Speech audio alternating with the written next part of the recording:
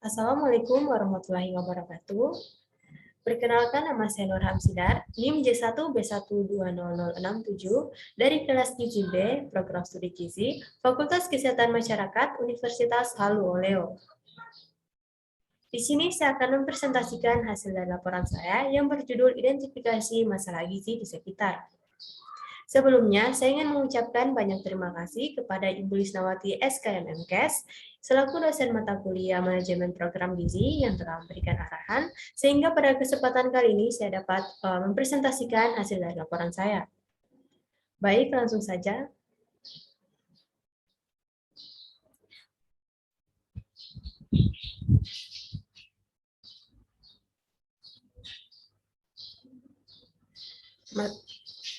Baiklah, langsung masuk ke latar belakang.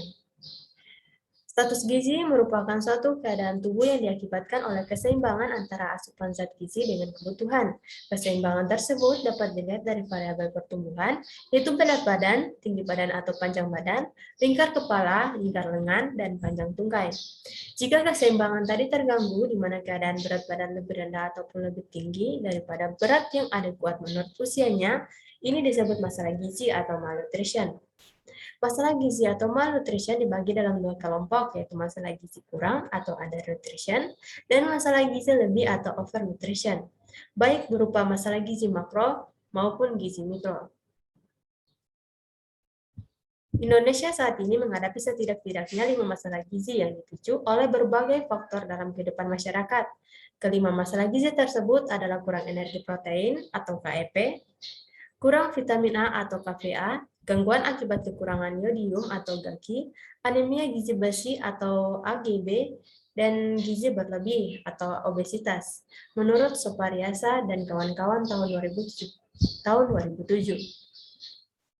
Salah satu masalah yang dihadapi remaja Indonesia tak terkecuali masyarakat Sulawesi Tenggara adalah masalah gizi mikronutrien, yakni anemia. Sekitar 12% remaja laki-laki dan 23% remaja perempuan mengalami anemia yang sebagian besar diakibatkan kekurangan zat besi. Anemia di kalangan remaja perempuan lebih tinggi dibanding remaja laki-laki.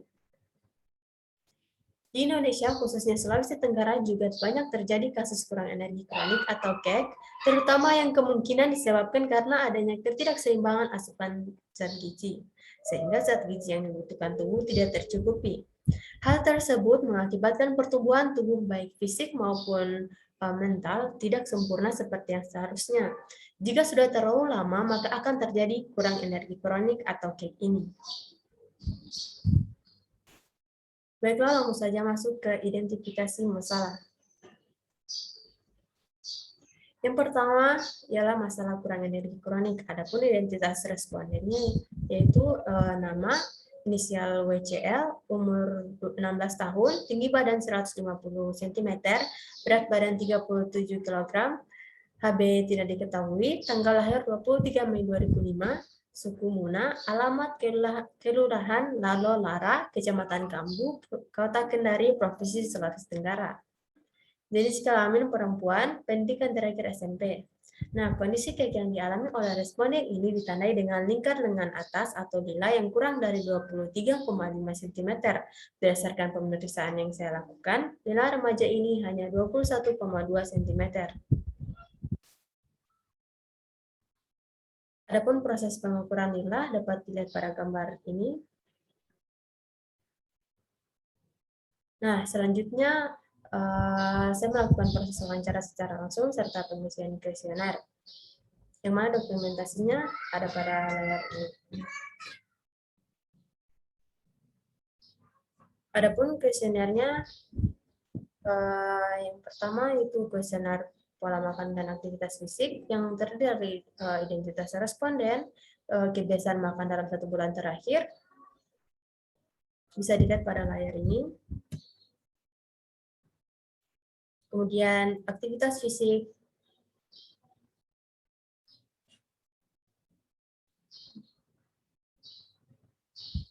yang kedua yaitu food frekuensi kualitatif atau frekuensi makan dalam 1 bulan terakhir.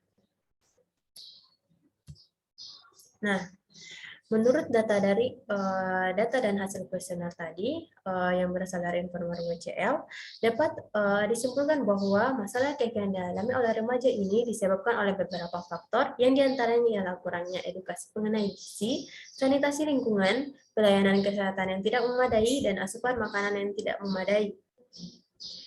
Kita akan membahasnya satu persatu. Yang pertama, kurangnya edukasi. Kurangnya pengetahuan mengenai pola konsumsi pangan yang baik menyebabkan WCL mengabaikan pola makan gizi seimbang sehingga mengakibatkan ia mengalami masalah gizi malnutrisi yaitu KEK atau kurang energi kronik. Pengetahuan tentang bahan makanan dibutuhkan karena bahan makanan yang dikonsumsi mempengaruhi konsumsi zat gizi yang diterima tubuh. Konsumsi zat gizi tersebut haruslah sesuai dengan yang dibutuhkan tubuh agar terhindar dari berbagai masalah gizi. Yang kedua yaitu ada sanitasi lingkungan. Orang-orang di sekitar tempat WCL tinggal sebelumnya sangat menganggap rendah orang bertubuh gemuk sehingga ia takut untuk menjadi gemuk. Begitu pula dengan orang-orang yang setiba berubah penampilan dari kurus ke gemuk ataupun sebaliknya. Mereka akan menghadapi stigma dan celaan dari lingkungan sekitar. Ketakutan tersebut membuat WCL sangat sulit untuk mencapai kondisi tubuh yang ideal karena tidak mendapat dukungan dari lingkungannya. Kemudian faktor yang ketiga yaitu pelayanan kesehatan yang tidak memadai. Akses kesehatan mengenai gizi pun sangat sulit ditemukan di daerah tempat WCL tinggal sebelumnya, sehingga ia sangat sulit bahkan tidak dapat berkonsultasi mengenai masalah gizi yang dia alami. Dan faktor yang terakhir yaitu asupan makanan yang tidak memadai. Informan WCL kurang mengonsumsi makanan sesuai dengan pola makan gizi seimbang. Ia makan hanya saat ia lapar saja, dan ketika makan ia hanya mengonsumsi nasi dan mie, yang tentu hanya kaya akan karbohidrat, sedangkan tubuh juga memerlukan zat gizi lain untuk mendukung fungsi tubuh. Kemudian identifikasi masalah yang kedua yaitu anemia gizi, adapun identitas responden yaitu nama, inisial IS, umur 16 tahun, tinggi badan 53 cm, berat badan 53,3 kg, HB 9,9 gram per desiliter, tanggal lahir 11 Desember 2005, suku Muna, alamat kelurahan Andonuhu, Kecamatan Poasia, Kota Kendari, Provinsi Sulawesi Tenggara, jenis kelamin perempuan, pendidikan terakhir SMP. Kondisi anemia yang dialami oleh responden ini ditandai dengan kadar hemoglobin yang lebih kecil atau lebih rendah dari 12 gram per desiliter. Berdasarkan pemeriksaan yang dilakukannya beberapa waktu yang lalu, kadar hemoglobin remaja ini hanya 9,9 gram per desiliter. Nah, selanjutnya dilakukan proses wawancara dan penyelesaian kuesioner secara langsung. Adapun dokumentasinya dapat dilihat pada layar ini.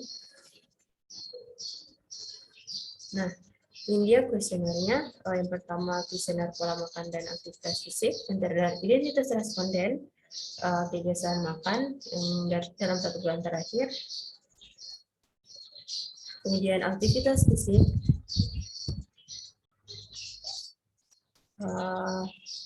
kemudian yang kedua ada food frekuensi kualitatif atau frekuensi makanan dalam 1 bulan terakhir di setiap harinya. Nah, menurut data dari informan IS, dapat disimpulkan bahwa masalah anemia yang dialami oleh remaja ini disebabkan oleh beberapa faktor yang diantaranya adalah kurangnya edukasi mengenai gizi, praktik pemberian makan yang tidak memadai, dan asupan makan yang tidak memadai. Yang pertama, kurangnya edukasi. Kurangnya pengetahuan mengenai pola konsumsi yang baik menyebabkan IS mengabaikan pola makan gizi seimbang, sehingga mengakibatkan ia mengalami masalah gizi, yaitu anemia. Pengetahuan tentang bahan makanan dibutuhkan, karena bahan makanan yang dikonsumsi mempengaruhi konsumsi zat gizi yang diterima tubuh, terutama dalam hal ini adalah konsumsi zat besi. Konsumsi zat gizi tersebut haruslah sesuai dengan yang dibutuhkan tubuh agar dapat terhindar dari masalah gizi anemia. Kemudian faktor yang kedua yaitu praktik pemberian makan yang tidak memadai. Kedua orang tua dari IS, baik ayah maupun ibu, merupakan sosok pekerja keras. Mereka bekerja dari pagi hingga menjelang malam. Oleh karena itu, pola konsumsi dari IS tidak dapat dikontrol. Ia hanya mengonsumsi makanan yang ia sukai seperti makanan pedas dan gorengan setiap harinya, tanpa mempertimbangkan kebutuhan berbagai gizi yang diperlukan oleh tubuhnya, terutama zat besi. Hal inilah yang menyebabkan atau yang menjadi penyebab pokok IS mengalami masalah anemia. Kemudian yang ketiga yaitu asupan makanan yang tidak memadai. IS kurang mengonsumsi makanan sesuai dengan pola makan gizi seimbang. Ia hanya mengonsumsi makanan yang ia sukai tanpa menyeimbangkannya dengan jenis makanan yang lain. Tubuh sedikitnya memerlukan 5 jenis makanan beragam di setiap harinya. Namun karena kebiasaan hanya mengonsumsi makanan pedas serta gorengan, maka kebutuhan gizi harian tubuhnya tidak dapat terpenuhi. Kemudian kita masuk pada penetapan tujuan. Adapun tujuan dari penelitian ini yaitu yang pertama, menurunkan kejadian KEK atau kurang energi kronik pada remaja dengan mengedukasi individu atau masyarakat mengenai gizi seimbang dan pola makan gizi seimbang. Yang kedua, menurunkan kejadian anemia pada remaja dengan mengedukasi individu atau masyarakat mengenai gizi seimbang dan pola makan gizi seimbang. Kemudian kita masuk pada penentuan prioritas. Nah, penentuan prioritas pada penelitian ini menggunakan teknik PAHO atau Pan American Health Organization yang terdiri dari beberapa penilaian, antara lain yaitu magnitude masalah, severity, vulnerability, dan contability. Adapun untuk masalah KIK sendiri, untuk poin M yaitu 2, S8, V2C8 yang mana totalnya yaitu 256. Untuk anemia untuk M7, S4, V6, C4 yang mana totalnya itu 672. Maka lebih tinggi maka anemia di sini dapat dilihat lebih tinggi daripada KEK. Nah, berdasarkan penilaian tersebut maka dapat ditentukan masalah yang akan dijadikan prioritas yaitu anemia. Nah, penetapan masalah anemia sebagai prioritas masalah didukung oleh beberapa hal. Yang pertama yaitu masalah. Berdasarkan jumlah atau prevalensi penduduk yang terkena masalah, penderita anemia lebih banyak dibanding penderita KEK. Adapun angka prevalensi anemia pada remaja wanita Indonesia mencapai 26,50%, sedangkan KEK hanya sebesar 20,8%. Berdasarkan data tersebut, maka dapat disimpulkan bahwa anemia memiliki prevalensi penduduk yang lebih besar dibanding KEK. Yang kedua yaitu severity. Berdasarkan tingkat keparahan dari dampak yang diakibatkan oleh kedua masalah tersebut, KEK memiliki dampak yang lebih tinggi dibanding anemia. Remaja yang mengalami KEK memiliki dampak yang dapat meningkatkan risiko berbagai penyakit infeksi dan gangguan hormonal yang berdampak buruk di kesehatan. Dan apabila kekurangan energi kronik ini terus berlangsung hingga keberkepanjangan, maka akan berdampak lebih serius, mengingat mereka adalah para calon ibu yang akan hamil dan melahirkan seorang bayi. Kondisi anemia dapat memperbesar risiko kematian ibu melahirkan, menimbulkan keguguran, abortus, bayi lahir mati, kematian neonatal, cacat bawaan, anemia pada bayi, bayi mati dalam kandungan, dan bayi BBLR atau berat bayi lahir rendah. Berbeda halnya dengan KEK, kondisi anemia pada remaja berdampak buruk pada imunitas, konsentrasi, prestasi belajar, kebugaran remaja, dan produktivitas. Namun, apabila kondisi anemia ini terus berlanjut, maka akan dapat berdampak lebih serius, mengingat remaja adalah calon ibu yang akan hamil dan melahirkan seorang bayi, sehingga dapat menyebabkan bayi lahir prematur bahkan meninggal. Dari uraian dampak keparahan dari kedua masalah tersebut dapat disimpulkan bahwa KEK memiliki dampak yang lebih tinggi dibanding anemia. Kemudian yang ketiga yaitu vulnerability. Berdasarkan masalah yang memiliki cara yang efektif dan efisien untuk mengatasinya, anemia lebih unggul dibanding KEK. Karena penyebab anemia remaja sebagian besar karena kekurangan konsumsi zat besi dalam makanan sehari-hari. Maka yang perlu dilakukan untuk mengatasinya adalah dengan menambah asupan nutrisi tersebut. Untuk masalah KEK, perlu diadakannya peningkatan pengetahuan tentang gizi lewat Panduan Umum Gizi Seimbang atau PUGS, agar para remaja bisa lebih menyadari pentingnya memenuhi kebutuhan gizi tubuh mereka. Dari uraian penyelesaian kedua masalah tersebut, dapat disimpulkan bahwa penyelesaian masalah anemia lebih efektif dan efisien dibanding KEK. Kemudian yang ketiga yaitu community concern. Berdasarkan kehebohan yang ditimbulkan, KEK lebih berada di atas anemia. Semakin maraknya KEK yang dialami remaja, maka akan berdampak buruk pada generasi mendatang, karena ibu hamil yang teridentifikasi KEK dapat berdampak kematian pada bayinya. Atas dasar tingkat kematian yang tinggi pada bayi, hal ini menjadi fokus pemerintah dan masyarakat setempat.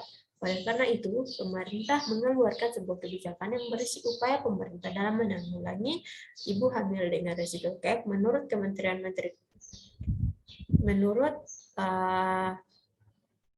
KMK RI nomor 15 tahun 2013.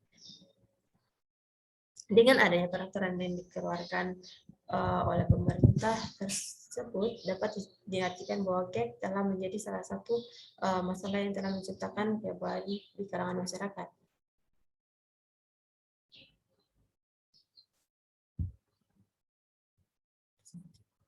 Kemudian kita masuk pada intervensi nyata.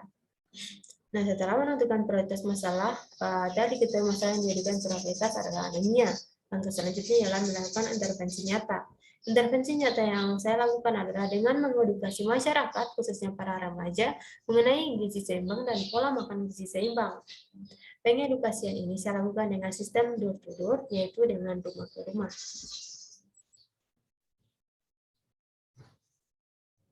Pemberian edukasi kepada remaja yang teridentifikasi anemia saya lakukan dengan media leaflet. Leaflet yang saya bagikan berisi tentang informasi mengenai apa itu gizi seimbang, pilar gizi seimbang, pesan gizi seimbang, dan isi piringku dalam sajian sekali makan. Pembagian leaflet ini bertujuan agar responden mengetahui apa itu gizi seimbang dan bagaimana mencapainya. Dengan pengetahuan tersebut diharapkan kepada para remaja agar selalu berpegang pada pedoman gizi seimbang tersebut agar masalah gizi di kalangan para remaja dapat terselesaikan. Nah, bisa dilihat pada layar ini proses atau dokumentasi dari pembagian leaflet serta foto bersama dengan masyarakat setempat atau responden. Nah, selain membagikan leaflet, saya juga turut memberikan pemahaman atau penjelasan mengenai manfaat gizi seimbang agar para remaja lebih giat dalam mencapainya. Tak lupa pun saya menjelaskan dampak ke depannya apabila masalah gizi tersebut tidak segera ditangani. Hal ini bertujuan agar tidak ada lagi ibu hamil yang menderita masalah gizi, khususnya anemia yang akan berdampak pada diri dan bayinya, karena sudah diedukasi sedini mungkin. Nah, bisa dilihat pada layar ini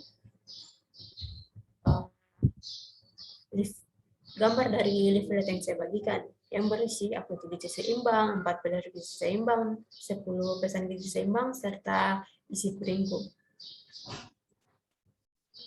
Kemudian masuk pada evaluasi. Nah, setelah berbagai kegiatan yang telah dilalui, tahap selanjutnya adalah melakukan evaluasi. Evaluasi ini dilakukan dengan tujuan untuk mengetahui sejauh mana responden memahami informasi yang telah diberikan. Dari kasus anemia yang dialami oleh remaja putri berinisial IS, faktor utama yang menjadi penyebabnya adalah kekurangan konsumsi makanan yang mengandung zat besi. Setelah edukasi yang saya berikan, kini remaja tersebut mulai untuk memperbaiki pola konsumsi pangannya. Ia mulai untuk mengonsumsi berbagai jenis pangan yang banyak mengandung zat besi, walaupun terkadang ia masih saja mengonsumsi jajanan dari luar. Kondisi anemia ini dapat segera teratasi apabila sang remaja tetap konsisten pada pola konsumsi pangan yang seimbang tersebut dan menghindari berbagai jajanan dari luar. Berdasarkan hasil evaluasi, intervensi yang saya lakukan dengan memberikan edukasi kepada responden cukup berhasil. Dikatakan cukup berhasil karena dalam penanggulangan masalah ini juga masih perlu sikap konsisten dan kesadaran sendiri dari pihak responden untuk tetap berpegang pada kebiasaan mengonsumsi makanan seimbang dan menghindari makanan yang kurang sehat seperti jajanan-jajanan agar informasi yang diberikan dapat benar-benar terrealisasikan di kehidupan sehari-hari mereka. Nah, kita masuk pada kesimpulan. Nah, setelah menganalisis hasil penelitian di lapangan atau lingkungan sekitar dan membahasnya, maka dapat disimpulkan bahwa masalah gizi masih menjadi salah satu hal yang masih banyak ditemui di lingkungan sekitar. Seperti misalnya masalah anemia dan KEK, ini khususnya pada remaja. Kedua masalah gizi tersebut masih cukup umum saya ditemui di lingkungan sekitar. Adapun berbagai hal yang melatar belakang permasalahan gizi tersebut berasal dari berbagai faktor, yang diantaranya kurangnya edukasi, pelayanan kesehatan yang tidak memadai, praktik pemberian makanan yang tidak memadai, sanitasi lingkungan, dan asupan makanan yang tidak memadai. Untuk mengatasi masalah gizi tersebut, diperlukan sebuah pendidikan berbasis informasi yang mereka butuhkan untuk menunjang hidup sebagai remaja dengan tingkat kesehatan yang tinggi dan tetap mempertahankan status gizi dalam kategori normal serta menjalani gaya hidup sehat. Pemberian informasi tersebut dimaksudkan agar para remaja bisa lebih sadar bahwa pemenuhan gizi sangat berpengaruh pada kehidupan kedepannya. Penelitian ini menggunakan sebuah model pendidikan dalam bentuk leaflet dengan tujuan untuk mengedukasi masyarakat, terutama para remaja, mengenai gizi seimbang dan pola makan gizi seimbang agar permasalahan gizi di sekitar dapat perlahan-lahan angsur dan membaik. Kemudian yang terakhir yaitu rekomendasi. Adapun rekomendasi yang saya dapat berikan, yang pertama yaitu kepada petugas kesehatan bisa lebih memberikan penyuluhan mengenai pola makan gizi seimbang dan melaksanakan pemeriksaan gizi secara rutin, baik di puskesmas maupun balai desa setempat. Hal ini dimaksudkan agar masyarakat setempat, khususnya para remaja, selaku generasi penerus bangsa lebih sadar akan kebutuhan gizi tubuhnya demi mencegah semakin maraknya masalah gizi serta menanggulangi masalah gizi yang ada. Kemudian untuk masyarakat sekitar, untuk bisa lebih menghargai sesama dan tidak mengintimidasi bentuk tubuh satu sama lain. Hal ini dimaksudkan agar tidak ada lagi masyarakat yang takut untuk menaikkan ataupun menurunkan berat badannya demi menjadi ideal karena perubahan yang dialaminya didukung oleh lingkungan sekitarnya.